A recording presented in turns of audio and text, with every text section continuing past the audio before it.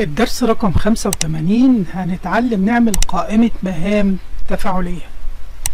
Create an interactive task list أو check list.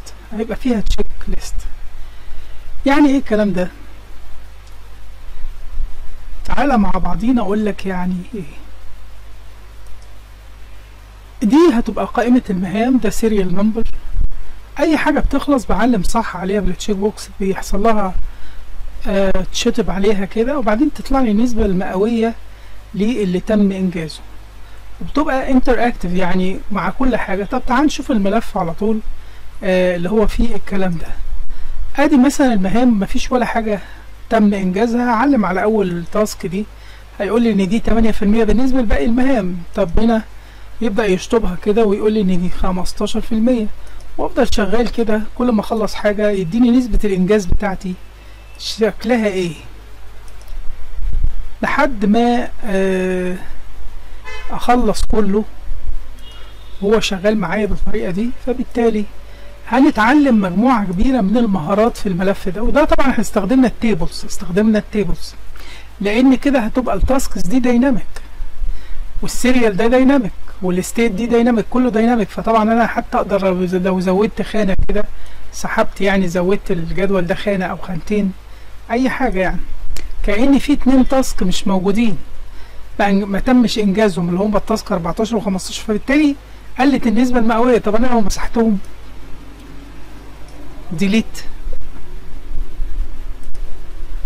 ديليت رو، خلاص بقى 100% الانجاز. اي تاسك من دول مش كاملة ابدأ ايه. تعالى مع بعضينا كده نشوف هنعمل الكلام ده ازاي بالتفصيل من الاول خالص. ده شيت جديد خالص فيه مجموعة سيريال. التاسكات دي 7، حطيت 7 بس، والستيت يعني هي خلصت ولا ما خلصتش، كومبليتد ولا لا. ودي السيريال. طبعا احنا كنا خدنا في الملف اللي قبل ده على طول ازاي نخلي السيريال ده اوتوماتيك يعني، فتقدر ترجع له الملف رقم 84 وتقدر تشوف فيه الموضوع ده. احنا في الملف ده هنمشي عادي سيريال عادي، مفيش اي جديد فيه. فاول خطوة انا عايز اعملها ان انا عايز اكونفيرت ده على طول لتيبل. فهعلم المجموعة دي كده واقول له فورمات از تيبل، فورمات از تيبل، واختار اي شكل من الاشكال اللي انا عايزه براحتي. بس انا قبل ما اعمل كده كنت حتى بفكر ان انا اعمل ايه، بس خلينا نعمل كده يعني. خلاص ده جدول اهو، لون غامق سنة.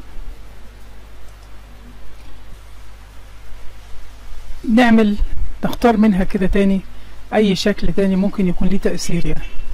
ما حصلش اي تأثير. طب نعمل ايه؟ هنعلم بردك المجموعة دي كده تاني، ونيجي عند منهم نقول له كلير فورمات. لما هعمل كلير هو تيبل، بس انا عملت كلير فورمات عشان ما يحصلش كونفليكت بالفورمات نفسها مع بعض. اول ما اقول كلير فورمات وارجع تاني هنا، خلاص كده بقى الموضوع سهل جدا ان انا اقدر ان انا ايه ابدا بقى اكبر فونت حبه يعني ولا حاجه. الخطوه 2 ان انا عايز اعمل تشيك بوكس. يمكن احنا لو رجعنا للشكل بتاعنا اللي احنا كنا حاطينه قبل كده اللي هو ده، هلاقي ان في تشيك بوكس كده هنا. عايز احط التشيك بوكس بالمنظر ده. انا حاطط ده، هو ده الهدف بتاعي، ده كانه الديزاين اللي انا عامله على الورق اللي انا عايز انفذه يعني. فانا عايز اعمل التشيك بوكس ده هيبقى من قائمه الديفلوبر. بقى انا ما عنديش قائمه الديفلوبر، فمن قائمه فايل اخش على اوبشن، ومن اوبشن كاستمايز ريبون، واختار الديفلوبر ده اعلم عليه، افتح اذا كان كل الحاجات دي موجوده فيه، اقول له اوكي. خلاص هلاقي قائمه الديفلوبر ظهرت عندي هنا. من قائمه الديفلوبر بقول له انسيرت تشيك بوكس، واجي في المنطقه اللي انا كليك واحده كده في الخليه اللي هي مثلا واقف هنا دي سي مثلا، فعمل لي تشيك بوكس. انا مش محتاج الكلمه اللي موجوده دي. فهاجي كده اكبر سنه،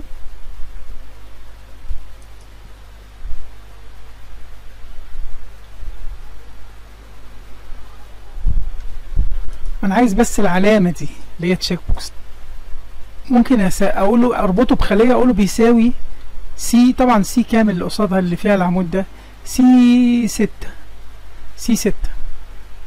اقول له بيساوي سي 6 وادوس انتر. خلاص كده انا لما ادوس كده هو كتب لي هنا في السي 6 دي، كتب لي كلمة ترو. هوسع سي 6 دي كده فولس ترو. كده اتربط البوتون ده. في طريقة تاني ان انا كان ممكن اقف عليه برضه كده، هو رايت كليك واقول له فورمات وابدا اربطه بسي 6. هو مربوط بالسيل لينك سي 6. ممكن اديله شكل 3 دي كده يدي منظر كويس. وممكن احط بقى حبة حاجات سايز اظبطه، يعني السكيل اكبره سنة اهو، بدأ يكبر معايا اهو. واحافظ على الاسبكت ريشيو. فخلاص قدرت اعمل الموضوع ده، ادى المنظر ده. اقدر ان انقله بس يعني برضك بعمل رايت كليك واحركه كده بس عشان يبقى جنب كلمة ايه فولس دي. ممكن اعلم السطرين دول كده وابدا ايه اسحبهم كده لحد 7. فكده بقى عندي المجموعة كلهم فولس، بس لازم بقى كل واحد كل واحد اربطه بالخلية. ده مربوط لما كلهم مربوطين كلهم زي بعض دلوقتي، عشان كده لازم امر على واحد واحد واربطه بالايه بالخلية. هو الربط ده هنا مرتبط سي 7 وواحد واحد بقى عشان يبقى كل واحد مرتبط بنفسه. بس يعني ايه، يعني انا كده خليت ده سي 7 كده، هو ما علوش دعوه بده، لكن ده مرتبط بالباقيين كلهم. عشان كده لازم همر على واحد واحد، اوقف الفيديو وامر على واحد واحد واربطه بالخليه اللي قصادها وارجع لكم. كده انا كل واحده ربطتها بايه يعني. خلاص بقى اراجع كده الاقي ان كل واحده ملهاش علاقه غير بنفسها، كل واحده مرتبطه بالخليه اللي جنبها وخلاص على كده تمام. يعني كده ولا واحدة ترو. عايز بقى اكتب الستيت. لو انا علمت عليها هنا يقول لي ترو دي تكتب لي completed هنا. فهعمل if statement. لو دي ترو اللي هي دي الخلية دي ترو يكتب لي هنا completed. if statement بسيطة يعني. فابدأ اكتب ال if statement دي. هكتب يساوي if statement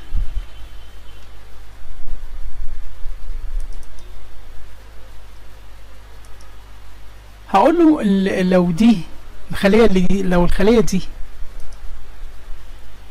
كده، لو وقفت كده وما كتبتش اي حاجة دي معناها ان بقول له لو ترو يعني كده بس سبتها كده. كان ممكن اقول له ان سي 6 لكن طالما سبت دي كده يبقى كأني بس كده لوحديها ترو او فولس. لكن لو انا قلت له تساوي برضك دي مهارات، قلت له بتساوي ترو يبقى يعني كتبت حاجة زيادة. لا انا اختصر. لو هي كده ترو يبقى يكتب لي completed، هيكتب لي completed. طب اذا ما كانش هيسيبها فاضية. هعمل اوكي.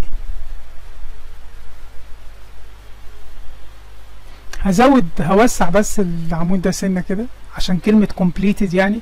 طب خلاص يعني انا دلوقتي مجرد ان اعلم كده، انا عشان ما قلتلوش سيب مسافة فقال لي فولس، سابها لي فولس. يعني زي ما انا قلت لك هو اوتوماتيك فاهم. يعني انا دلوقتي مجرد ان انا اعمل كده كاتب لي فولس يعني ما انتهتش. لا انا مش عايز يبقى فيه فولس، انا عايز يبقى لا اما كومبليتد لا اما مفيش. فاعمل ايه؟ اخش اعدل المعادله دي تاني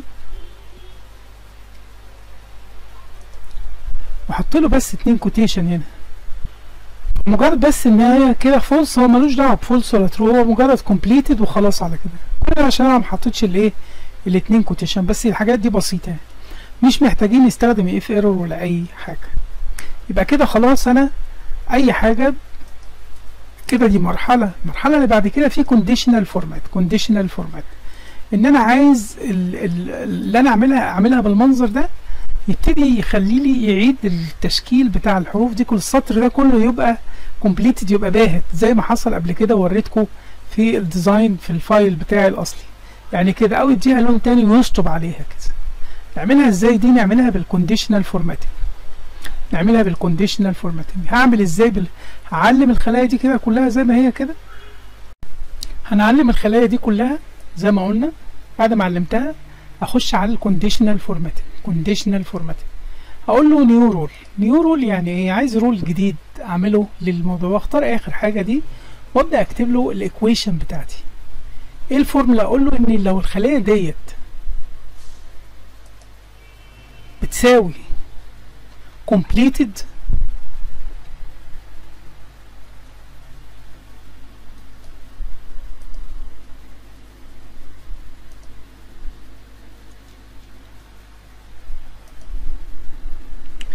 بس الخلية دي لازم اثبت هو طبعا بيدور على الكومبليتد دي بالنسبة للرو، هيمشي على الرو، يبقى انا لازم اثبت الايه، هينزل رو، فلازم اثبت الهيد، لكن الرو ما ثبتوش. يبقى كده $sign F6 دي مهمة جدا. اقول له فورمات ايه بقى؟ اخلي اللون مثلا ايا كان، اخليه سي ان انا عايز اخليه لون اقدر فاتح كده بس حاجة تكون باينة، واعمل ستريك ثرو واقول اوكي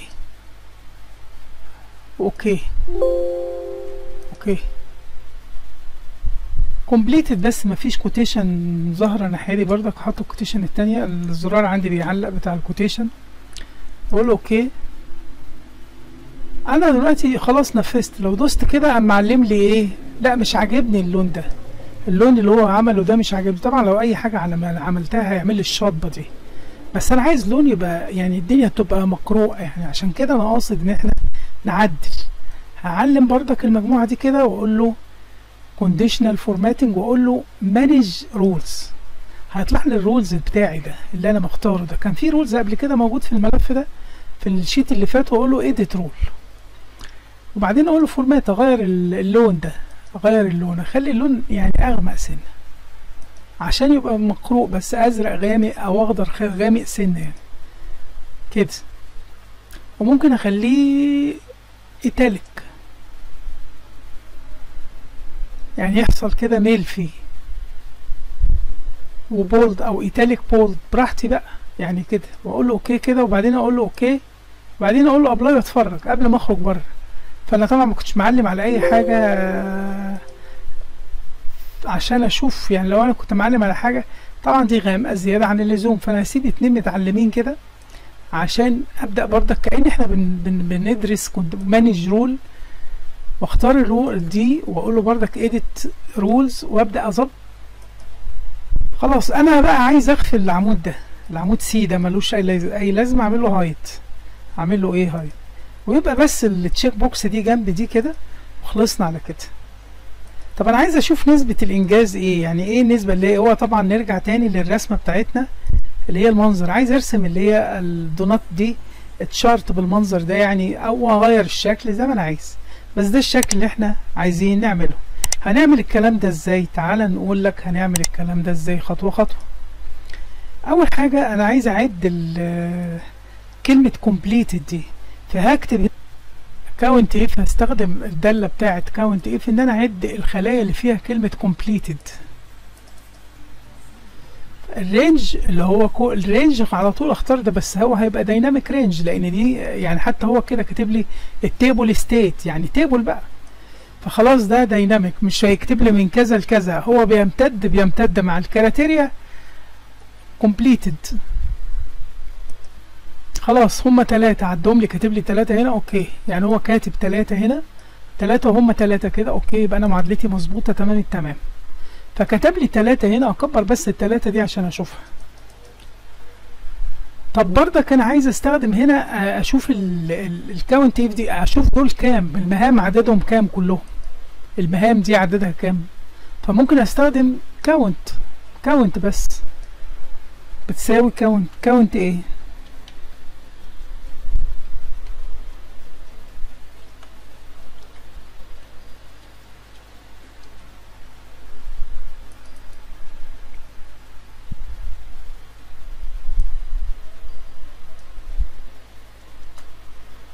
دول 7 اللي هم 7 دول، برضك اكبرها سنه كده.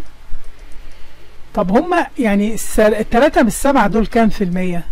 ما انا ممكن اقسمهم على بعض هنا يعني، ما انا ببسط، كان ممكن نعمل دي معادله واحده، لكن انا اقول له بتساوي 3 نسبه الانجاز 3 على 7. الرقم ده بريسنتج كام في المية؟ الرقم ده 43%. وكل ما كل ما انا هبدأ اغير الغي التشيك بوكس دي بقى صفر نسبة الانجاز. كل ما ازود طبعا بيزيد الرقم ده معايا اللي انا هكبره ده. ال29% دي هي كام؟ كلها النسبة كلها 100. فانا اقول له بتساوي، هنا اعمل خلية هنا بتساوي 1 ناقص الرقم ده.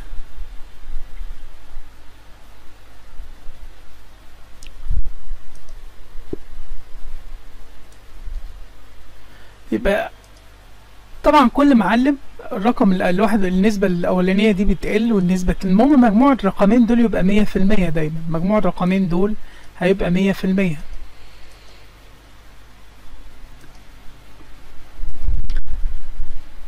وبعدين اعلم، عايز اعمل انسيرت بقى شارت، بس اي نوع من التشارت اللي انا اعمل له انسيرت الهوم يعني في، او انسيرت تشارت. اني تشارت، اني شكل بياني اللي انا عايز ارسمه. عايز ارسم الشكل اللي هو الدونات ده، اللي هو السيركل، اللي هو الشكل ده اللي انا عايزه. جالي الشكل ده احطه في المكان اللي انا عايزه، واشوف بقى الاشكال كلها. لان في كذا شكل، الشكل ده والشكل ده. هنا كاتب لي النسب، ممكن اعمل اي شكل من دول. هنا كاتب لي ال29 اللي هو طبعا ده الانجاز 71، النسبة اللي انا انجزتها كلها 71. ولو انا كده وقفت كده وبدأت اقلل فبدأ الشكل العام بتاعي ده يقل، يزيد نسبة الانجاز. لو 100% خلاص يبقى كده العملية هتقفل على 100%.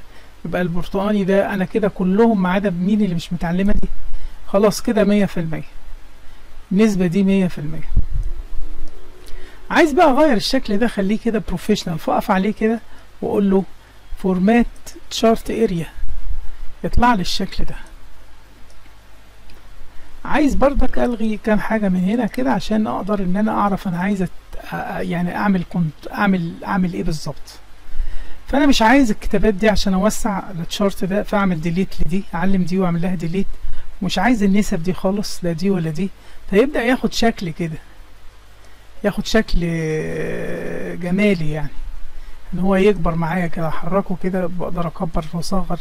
مش عايز المنطقه دي التشارت اريا ده الفيل ما يبقاش فيه فيل، نو فيل. فخلاص بقى كده المنظر شفاف، النسب مش موجوده. لا انا عايز كمان المنطقه الانجاز دي اخلي ديت بيضه، اخلي دي الفيل بتاعها، الفيل كولر بتاعها ابيض، او نو يعني ممكن سوليد فيل بس اللون نفسه اخليه ابيض، او يعني هي دي خليتها بيضة. وانما دي عايز اديها لون تاني، مثلا عايز اديها اي لون يعني ايا كان. احنا كنا عاملين في الرسمة بتاعتنا اللون ده عشان الدنيا كانت واخدة اللون ده. اللون ده ماشي اتس اوكي، يعني ممكن نخليه لون تاني، نخليه لون مثلا يعني انا بقف على دي وبعدين اغيرها، واقف على دي وبعدين ابدا اشوف قصتها ايه، الفيل بتاعها.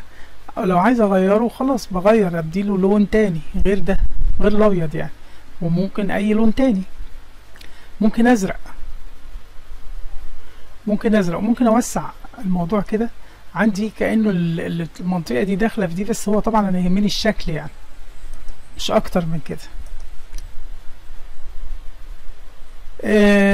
فخلاص ده شكل. لكن عايز اظبط الكلام ده حبه، اعمل له شادو، واعمل لده منظر يعني، انزل اللي هو ده الازرق ده اعمل له شادو. فاعمل له كده السايز بتاعه اكبره سنه، اخليه بلور.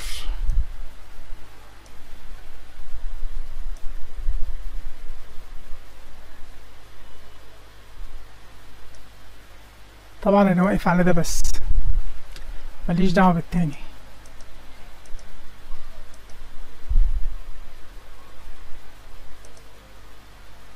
ممكن اخليه يدي منظر كده، اخليه اديله يتعمل له منظر كده، ممكن مش هيبقى شكله حلو قوي يعني.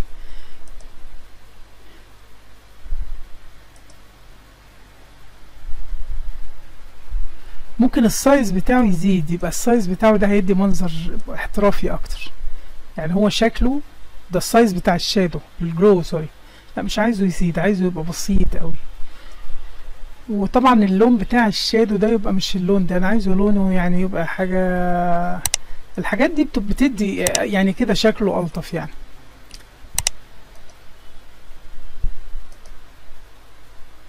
ده شكله ظريف يعني.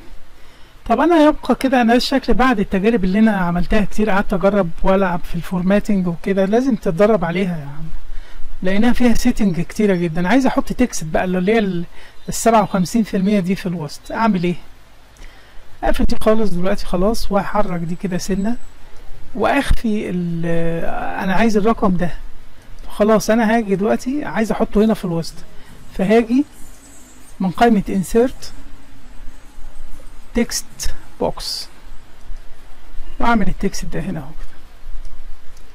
بعدين اجي في الخليه دي اقول له انه بيساوي ده، وادوس انتر. هلاقي جات لي ال57، جات لي هنا كانها كوبي بيست لينك كده. اسنطرها واظبطها كده في المكان،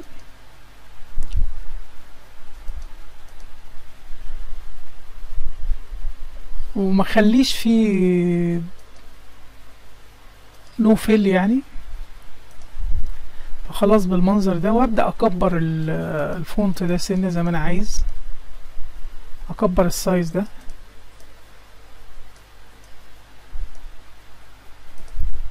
واخفي بقى دول كده، اديهم اللون اخفي المنطقه دي اديها اللون كده الجري ده.